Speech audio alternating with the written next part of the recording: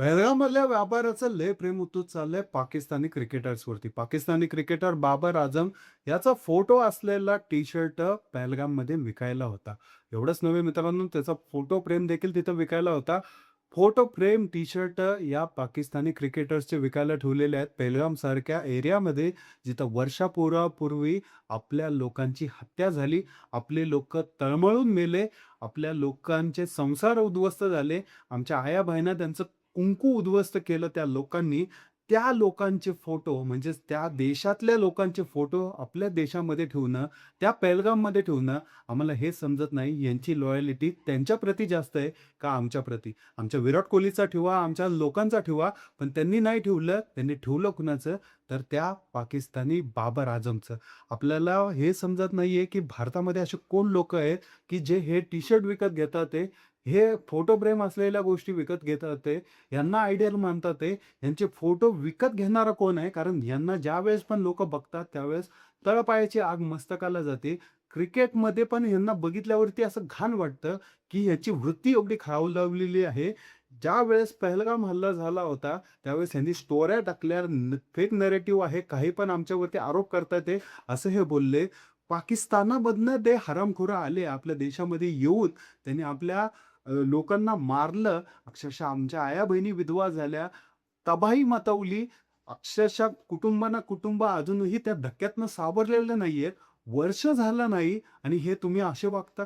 वर्ष होऊन गेलं नाही त्या गोष्टीला अजून आणि तुम्ही तिथे टी-शर्ट विकता त्या पाकिस्तानी हरामखोरांचे. आम्हाला हे समजत नाहीये, की तुम्ही आमचे आहात का त्यांचे? हा प्रश्न सारखा मनाला खात राहतो, की आम्ही तुमच्यावरती प्रेम करायचं, तुम्ही आमचे लोकं आहात, आमचे बांधव आहात म्हणून आम्ही जगाला सांगायचं. परंतु तुम्ही तुम्ही तुमची लायकी दाखवून देता दरवेळेस. आता या हरामखोर व्यापाऱ्याला काय गरज होती हे असे टी-शर्ट लावायची, हे असे टी-शर्ट विकायची? बाबर आझम सारखा एक क्रिकेटर जो आपल्या देशाला विरोध करत असतो प्रत्येक गोष्टीला, तो क्रिकेटर जरी असला तरी त्याच्या वृत्तीमध्ये, त्याच्या रक्तामध्ये त्या गोष्टी आहेत, त्या घाणेरड्या गोष्टी दिसून येतात. त्या सगळ्या गोष्टी तो करत असतो. Instagram स्टोऱ्याच ठेवतो. आपल्या देशावरचे हल्ले झाले, काही झालं, अक्षरशः ग्राउंडमध्ये रिएक्शन दाखवणारे हे हरामखोरं आणि यांच्या विरोधात म्हणजे जिथं तुम्ही द्वेष निर्माण करायला पाहिजे, त्यांच्या विरोधात जायला पाहिजे, तिथं तुम्ही विरोधात न जाता त्या क्रिकेटर्सला आपल्या देशामध्ये प्रमोट करता, आपल्या देशामध्ये त्यांचे फोटो विकता, आपल्या देशामध्ये टी-शर्ट विकता.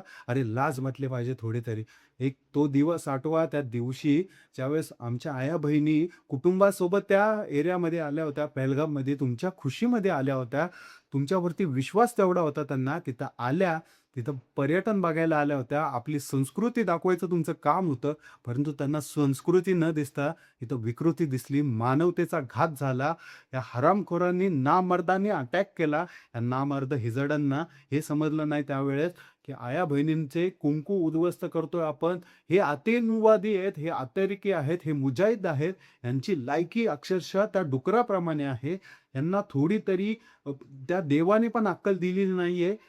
ते जसं एक क्रूर व्यक्तिमत्व वागतं तसं ते वागतच राहतात आणि ह्या नालायकांना अक्षरशः काहीतरी वाटलं पाहिजे होतं त्यावेळेस.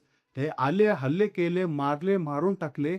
अक्षरशः कुटुंबानं कुटुंब आज जर बघितलं, तर ते कुटुंबाकडे बघितल्यावरती मनाला वेदना होतात. एक करता-धरता होता कुटुंबाचा, तो हरवला. त्या पहलगाम हल्ल्यामध्ये काय चुकी होती त्यांची? फिरायला गेले होते, बघायला गेले होते, आपल्या देशाची संस्कृती बघायला गेले होते आणि तिथं जाऊन त्यांच्यावरती भयाड हल्ला केला या लांडग्यांनी, या नामर्दांनी आणि त्याचे जे सगळे उपयोग आहेत, ते सगळ्या गोष्टी आहेत, त्या आता त्यांना भोगावे लागत आहेत. एखाद्या घराचा कुटुंबप्रमुख हरवला तर काय बीतते त्यांच्यावरती, हे आपण त्यावेळेस बघायला पाहिजे. तुम्हाला थोडं तरी मनाला वेदना व्हायला पाहिजे. तुम्ही अशा प्रकारे प्रमोट करता, अशा प्रकारे त्यांचे टी-शर्ट लावता, अशा प्रकारच्या गोष्टी करता. तुम्हाला थोडी तरी लाज वाटली पाहिजे. अरे, आपण भारतामध्ये राहतो, भारताचं खातो. आपण भारतातल्या लोकांशी लॉयल राहायला पाहिजे. आपण आपल्या देशाचं मीठ खाल्लेलं आहे. या मिठासोबत आपण लॉयल राहायला पाहिजे. तुम्ही आजही त्या लोकांना प्रमोट करून तुम्ही सिद्ध करता, की तुम्ही देखील त्या वृत्तीचे होत चाललेले आहात. तुमच्यामध्ये पण त्या गोष्टी दिसून येतात. तुम्ही व्यापारी आहात. तुम्ही व्यापार करा, परंतु देशाचा व्यापार करू नका. अशा फालतू गोष्टी करू नका. जेणेकरून सर्वसामान्य आपल्या देशातल्या लोकांना आहे ना वाईट वाटलं पाहिजे. नक्कीच ह्या अशा गोष्टी पाहून संतापजनक परिस्थिती निर्माण होते. जे आपले देशामधले सैनिक आहेत, जे 24 तास त्या बॉर्डरवरती थांबलेले असतात, त्यांना कुठेतरी न्याय भेटत नाही. ज्यावेळेस हे असले हरामखोरं अशा वृत्तीने वागतात. त्यांचा जीव जातो आपलं संरक्षण करण्यासाठी, परंतु ते बॉर्डरवरती थांबलेले आहेत. त्या दुश्मनाला ते तोंड देत आहेत ते. आतमधल्या दुश्मनांना कोण तोंड देणार? अशी वृत्ती असणारे लोकं जर आपल्या भारतात असले, तर कसं होईल मित्रांनो? मला हे समजत नाही. बाबर आझमचा टी-शर्ट विकायच्या ऐवजी तू विराट कोहलीचा विक. आपल्या देशातले जे स्टार क्रिकेटर्स आहेत, ते अख्ख्या जगामध्ये मोठे आहेत. त्यांचे 10 टी-शर्ट जातील. त्या बाबर आझमचा हे विकून तुला काय भेटणार आहे? एका टी-शर्ट विकून तुला कुठली वृत्ती तुझी सादरी करत आहेस हे समजत नाहीये. त्या जर ब्लॉगरने व्हिडिओ काढला नसता, तर तो विकून मोकळा झाला असता. घेणारे पण लई आहेत तुमचे कोण-कोण असतील. मला हे समजत नाहीये. हे घेणारे कोण आहेत? हे विकणारे हे आहेत. हे सगळ्यांना बाहेर काढून मारलं पाहिजे, तोडवलं पाहिजे. कारण हे देशाचं वाटोळं करणारे लोकं आहेत. मित्रांनो, तुम्हाला छोटी गोष्ट वाटत असेल ही क्रिकेटर्सचे फोटो लावणं, हे करणं. परंतु ह्याच्यामधनं वृत्ती दिसून येते त्या लोकांची, की ते आजही त्या लोकांना साथ देतात. त्या बॉर्डरच्या पलीकडे असणाऱ्या लोकांबद्दल त्यांना तेवढी भावना आहे, तेवढं प्रेम आहे म्हणून या अशा गोष्टी ते करत असतात. आपल्याला त्रास कसा होईल हे या गोष्टी बघत असतात. म्हणून हे मुद्दामून करतात का हा प्रश्न कधी-कधी उपस्थित होतो. तळपायाची आग मस्तकाला जाते ज्यावेळेस हे असे मागतात. आमचा विराट कोहली या जगातला सगळ्यात मोठा प्लेयर आहे. भल्या-भल्या देशांचे बॅट्समन त्याच्या पाया पडतात. महेंद्रसिंग धोनी, सचिन तेंडुलकर, अरे यांचे फोटो लाव, ह्यांचे फोटो 10 ठिकाणी विकता येईल तुला. कोण काय बोलणार नाही. देशाचं प्रेम दिसून येईल तुझ्याबद्दल. परंतु त्या पाकिस्तानी लांड्यांचे फोटो लावून तुला काय भेटणार आहे काय माहिती. नक्कीच मित्रांनो, ह्या हिला ताब्यात घेऊन याच्यावरती काहीतरी कारवाई झाली पाहिजे. आपले जे पण ए-टी-एस आहे, ज्या पण आपल्या संस्था आहेत, त्यांच्यामार्फत त्यांच्यावरती कारवाई होईलच. ते काय सांगायची गरज नाही.